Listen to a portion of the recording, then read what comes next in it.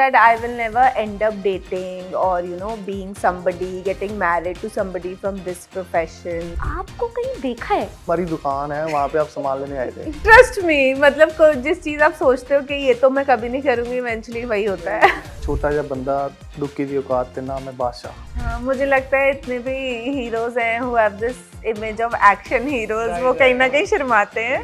Twinkle twinkle twinkle, I was like चलो कुछ तो किया है मैंने।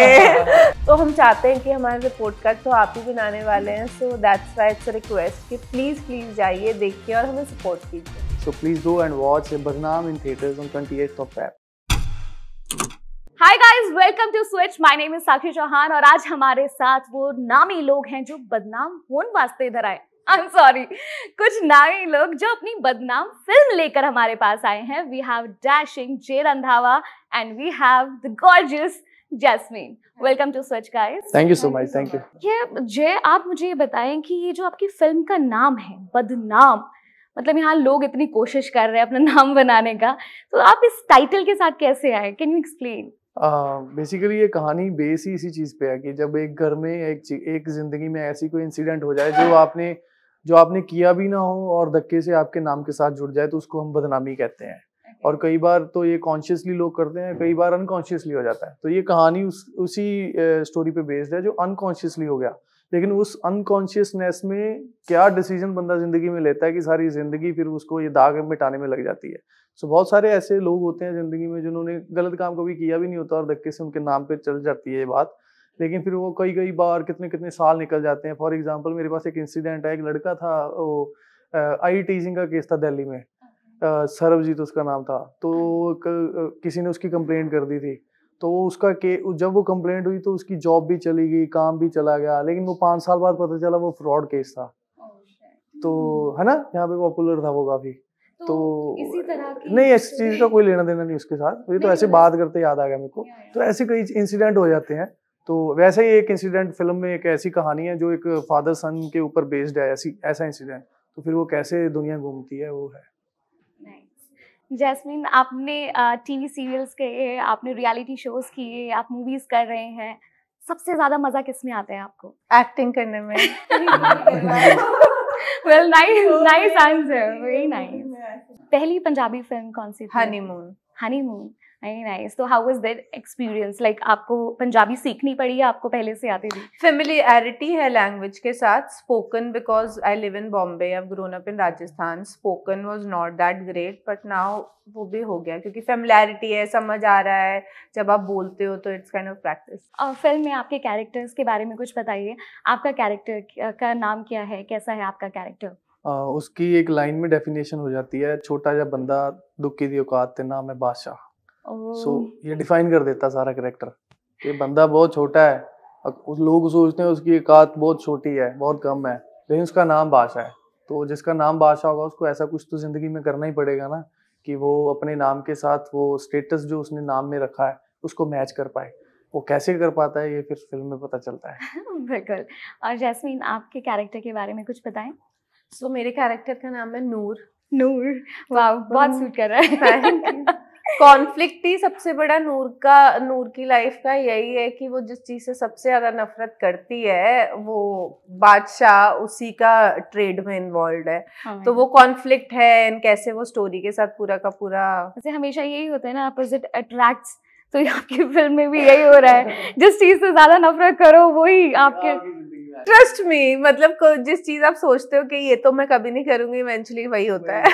और रियल लाइफ में ऐसा कुछ इंसिडेंट कि जिस चीज से सबसे ज्यादा नफरत हो? नफरत नहीं, but I used to think that I will never end up dating और being somebody, getting married to somebody from this profession, आप प्रोफेशन, बिकॉज मेरा एक ही पर्सपेक्टिव था, मैं घर आऊं तो मेरे से कोई स्पेस की, टेक्नोलॉजी की, करंट अफेयर्स की बातें करें, क्योंकि हम अपने काम में इतना इन्वॉल्व रहते हैं, हम उसी तरीके की बातें करते हैं। मुझे दुनिया का और भी पर्सपेक्टिव मिले, but then I ended up with Ali.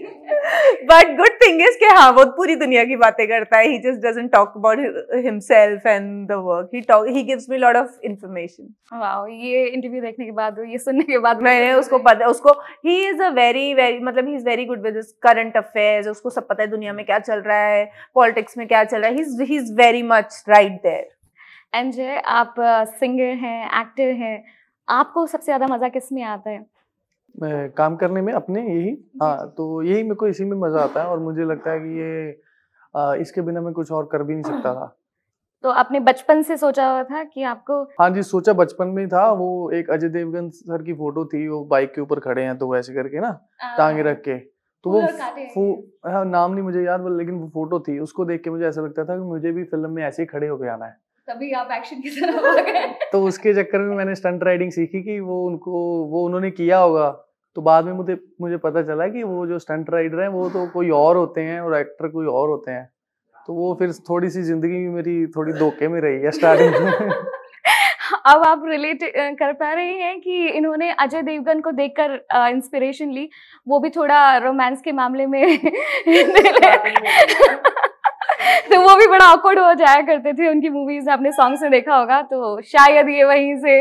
हाँ, मुझे लगता है इतने भी हीरोज हैं who have this image of action heroes, वो कहीं ना कहीं शर्माते हैं, लेकिन उन्हीं को रोमांस करते हुए देखने में और ज्यादा मजा आता है। यही बात मैंने जय को बोली थी when we were shooting, मैंने बोला you should definitely do a love story next because you know women are going to fall in love with you then. Yeah, the bad boy. You have the boys market, now the women need to fall for you, be the best lover boy. हाँ, लेकिन film में आपने इतने सारे senior actors के साथ काम किया है, तो कोई ऐसा जिससे बड़ा डर सा लगता हो सेट पे और कोई ऐसा जिससे के सामने बहुत कंफर्टेबल होते हो? नहीं, सभी बहुत कंफर्टेबल फील कराते थे और इतने अच्छे इंसान थे वो, क्योंकि आर्टिस्ट की ना एक इमेज होती है ऑडियंस के दिमाग में कि जैसे मुकेश ऋषि जी की अलग इमेज है, रज़ा मराज जी की अलग है, अभिमन्यु जी की अलग है ना, ब्रजेश जी की अलग है। मैं तो सोच के आई थी अगर वो इधर आएंगे, पहले तो मुझे उनसे डर लग रहा था, लेकिन सबसे पहले ये डायलॉग बुल्ला रखता हूँ खुला, इस तरह का उनको ऐसे अजीबोगरीब डायलॉग्स होते थे। हाँ, लेकिन वो बड़े सॉफ्ट स्पोकन इंसान है और अपनी जिंदगी में उन्होंने यार बड़ी मेहनत करी है, 250 से ऊपर फिल्में कर ली और सारे बहुत इंटरेस्टिंग और बहुत मैं कह लूंगा कि इम्प्रेसिव परफॉर्मेंसेस सबने करी हैं। अच्छा, हमारे पास बहुत ही कम टाइम है, इसलिए मैंने सोचा एक क्विक रैपिड फायर राउंड कर लेते हैं। जिंदगी में सबसे पहली बार, ठीक है? मेरा पहला क्वेश्चन है, सबसे पहली बार जब किसी ने आपको पहचाना और बोला हो आपको कहीं देखा है, ऐसा मोमेंट?